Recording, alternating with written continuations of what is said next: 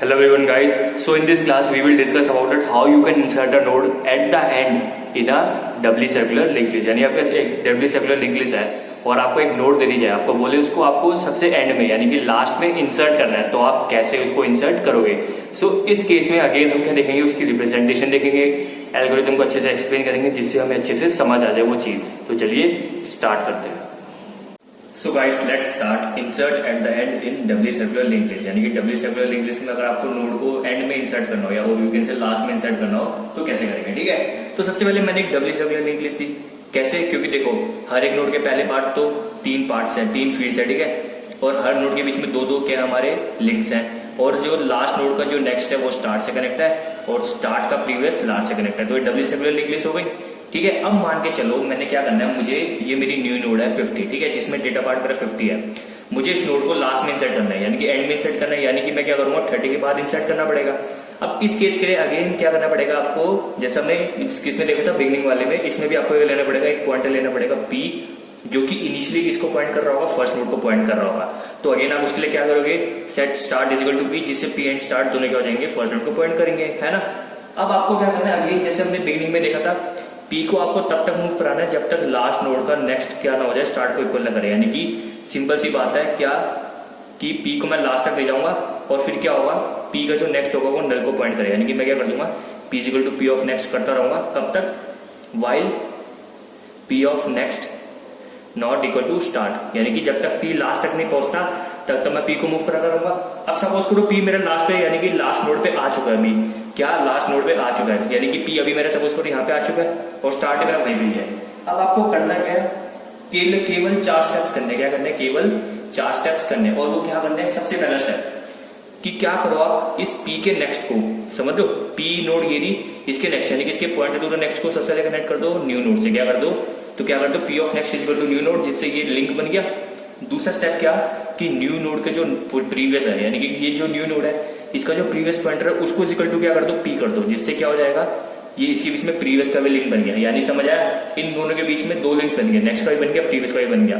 Now the third step आप क्या करो, इस न्यू नोड के नेक्स्ट को, ये है न्यू नोड का नेक्स्ट यानी कि न्यू नोड का पॉइंटर टू द नेक्स्ट, इसको क्या कर दो, इज इक्वल टू स्टार्ट कर दो। क्या कर दो, इज इक्वल टू स्टार्ट कर दो, जिससे क्या होगा कि इसका जो नेक्स्ट पॉइंटर है वो स्टार्ट के इक्वल हो गया।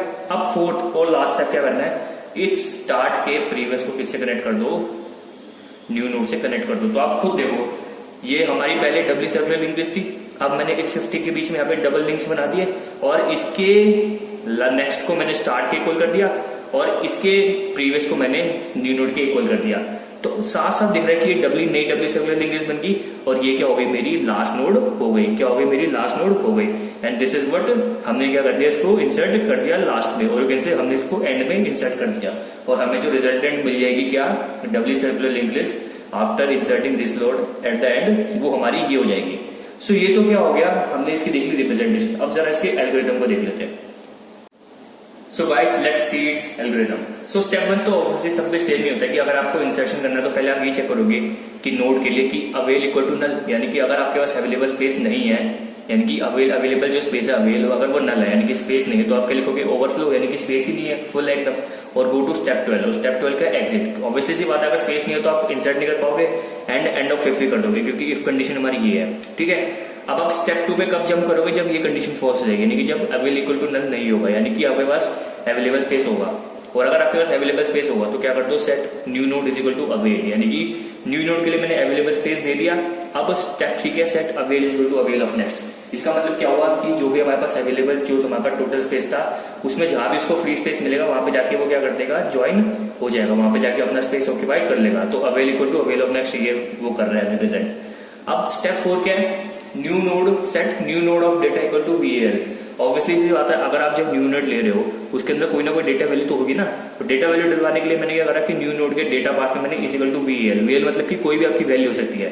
जैसे अभी मैंने केस में क्या लिया था कि मेरी जो न्यू नोड है उसमें डेटा वैल्यू क्या है 50, तो मैंने 50 सेट करवा दिया, तो मेरी VAL क्या हो गया 50 हो गया, यानी कि न्यू नोड के डेटा पार्ट मैंने 15 सेट करवा दिया। अब स्टेप 5 क्या करना है, set P is equal to start. जैसे मैंने आपको बताया था कि इसमें आपको P पॉइंटर लेना पड़ेगा जो क्या कर रहा होगा, इनिशियली फर्स्ट नोड को पॉइंट कर रहा होगा। उसके लिए क्या करोगे, P is equal to start. अब इसमें क्या हो जाएगा कि जो हमारी स्टार्टिंग नोड होगी P भी उसको पॉइंट कर रही होगी और स्टार्ट भी उसको, वो तो पॉइंट करती है फर्स्ट नोड को, ठीक है। अब क्या करना है, repeat step 7 while P of next not equal to start. यानी कि आपको स्टेप 7 को रिपीट करते जाना है। कब तक रिपीट करना है? जब तक पी का जो नेक्स्ट है वो स्टार्ट को इक्वल ना हो जाए, यानी कि जो पी का नेक्स्ट है वो स्टार्ट के इक्वल ना हो जाए। एंड स्टेप 7 क्या है? P equal to P of next. तो समझ आ गया होगा, ये तो हमने बिगनिंग में भी देखा था। यानी कि हमें पी को आगे मूव करते रहना है जब तक वो लास्ट तक ना पहुंच जाए, क्योंकि पी ऑफ सपोज करिए मेरी लास्ट नोड है, ठीक है। सो जो पी ऑफ नेक्स्ट जो हो जाएगा, डब्ल्यू सर्कुलर इंग्लिश में क्या होता है कि जो लास्ट नोड का नेक्स्ट होता है वो स्टार्ट के इक्वल होता है ना। तो पी किस चीज की बात कर रहा है कि वो सिंपली 6 एंड 7 स्टेप में ये बताना चाह रहा है कि मुझे पी को तब तक मूव कराना है, पी जब तक लास्ट नोड पे ना आ जाए, या पी तब तक लास्ट नोड पे ना आ जाए, तब तक वो मूव करता रहेगा।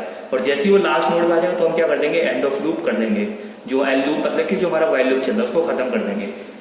अब आती मेन बात जो मैंने बताया था आपको कि बस आपको इसमें 4 काम करने हैं, ठीक है। वो वाली बात आती है। अब सपोज करो आपकी लास्ट नोड ये थी, ठीक है। ये आपकी लास्ट नोड होगी, पी आपका यहाँ पे, और ये आपकी न्यू नोड होगी, ठीक है। ये आपकी न्यू नोड होगी। तो मैंने पहला स्टेप क्या बोला था? Set P of next is equal to new node. मैंने ये बोला था ना कि जब आप ये पी लास्ट पा जाओ तो क्या करना है आपको? पहला स्टेप कि पी के नेक्स्ट को न्यू नोड कर दो। क्या कर दो? पी के नेक्स्ट को न्यू नोड कर दो, यानी कि ये एक लिंक बन गया। स्टेप 9 सेट न्यू नोड के previous P R is equal to P, यानी कि न्यू नोड का जो प्रीवियस पॉइंटर है इज इक्वल टू पी कर दो। फिर मैंने सेकंड स्टेप ये तो बोला था कि जो न्यू नोड होगी उसके प्रीवियस को क्या कर दो? इज इक्वल टू पी कर दो। ये 2 लिंक्स बन गए, ठीक है। फिर मैंने थर्ड स्टेप क्या बोला था कि न्यू नोड के नेक्स्ट को इज इक्वल टू स्टार्ट कर दो, ठीक है। उसने वही करा ना स्टेप 10 में। देखो set new node of next is equal to start, जिससे क्या होगा? जो न्यू नोड है, सपोज करो ये आपकी स्टार्टिंग नोड हो गई, ठीक है। तो न्यू नोड का जो नेक्स्ट है वो स्टार्ट के इक्वल हो जाएगा, ठीक है। और फोर्थ स्टेप क्या? जो लास्ट स्टेप था वो क्या था? Set start of P R is equal to new node, यानी कि जो स्टार्ट नोड है, फर्स्ट नोड है, उसके प्रीवियस पॉइंटर को न्यू नोड के इक्वल कर दो। क्या कर दो? न्यू नोड के इक्वल कर दो, जिससे क्या हो जाएगा? ये जो हमारे 4 लिंक्स थे वो बन गए। ये लिंक तो पहले से ही था, है ना। तो ये इससे पी वाले इससे कनेक्ट हो गया, न्यू नोड इससे प्रीवियस भी कनेक्ट हो गया, तो 2 नोड्स के बीच में 2 लिंक्स बन गए। एंड सर्कुलर दिखाने के लिए मैंने क्या कर दिया कि इसके नेक्स्ट को मैंने क्या कर दिया? स्टार्ट से कनेक्ट कर दिया, और स्टार्ट के प्रीवियस को मैंने न्यू से कनेक्ट कर दिया। तो इस केस से क्या हुआ? इससे समझ आ गया कि ये जो न्यू नोड है वो लास्ट में इंसर्ट हो चुकी है। And at the last step 12 क्या कर दो? आप एग्जिट कर दो। And this is what how to insert a node at the end in W circular linked list. So guys I hope आपको समझ आ गया होगा कि अगर आपको एक डब्ल्यू सर्कुलर लिंक लिस्ट में एक नोड को आपके लास्ट में इंसर्ट करना है, क्या करना है? एंड में इंसर्ट करना है, तो आप कैसे कर सकते हैं, ठीक है। हमने रिप्रेजेंटेशन को समझा और एल्गोरिथम को समझा। अब मैं बात करता हूँ कि जो हमारे 3 डिफरेंट और केसेस होते हैं, कौन कौन से? कि अगर आपको किसी आफ्टर गिवन नोड की बात करना हो, किसी बिफोर गिवन नोड की बात करना हो, या फिर एक sorted W circular link list में करना हो, तो कैसे करोगे? सो जो हमने डब्ल्यू लिंक लिस्ट में ये 3 केस डिस्कस करते हैं, आफ्टर, बिफोर और सॉर्टेड वाला, ठीक है। सो एग्जैक्टली सेम किस में है? डब्ल्यू सर्कुलर लिंक लिस्ट में। क्या है? डब्ल्यू सर्कुलर लिंक लिस्ट में जो उसमें हमने करा था ना, बिल्कुल सेम एज इट इज किस में आएगा? डब्ल्यू सर्कुलर लिंक लिस्ट में आएगा। सो अगर आपको उन केसेस को पढ़ना अच्छे से, तो आप वहां पर जाके देख सकते हैं, डब्ल्यू लिंक लिस्ट में जाके देख सकते हैं कौन कौन से cases? After a given node, before a given node और in a sorted W circular link list, ठीक है। इस 3 केसेस के लिए आप जो डब्ल्यू लिंक लिस्ट में मैंने डिस्कस करे थे, कौन से आफ्टर, बिफोर और सॉर्टेड वाले, वो जाके देख सकते हैं अच्छे से। बाकी डिफरेंस क्या था जो मैंने बताया कि आप स्टार्टिंग में कैसे कर सकते हैं, यानी कि बिगनिंग में कैसे कर सकते हैं डब्ल्यू सर्कुलर लिंक लिस्ट में, और एंड में कैसे कर सकते हैं। इन दोनों केस में खाली डिफरेंस था in comparison to what? W link list. इसलिए मैंने इन 2 केस को डिस्कस करा। बाकी जो 3 केसेस है ये एग्जैक्टली सिमिलर है किसके? डब्ल्यू लिंक लिस्ट से। सो आप इन तीनों केसेस के लिए बहुत जाके देख सकते हैं अच्छे से। सो इस वीडियो में सिर्फ इतना ही था। अगर आपको कोई डाउट है तो आप पूछ सकते हैं। Till then goodbye, take care.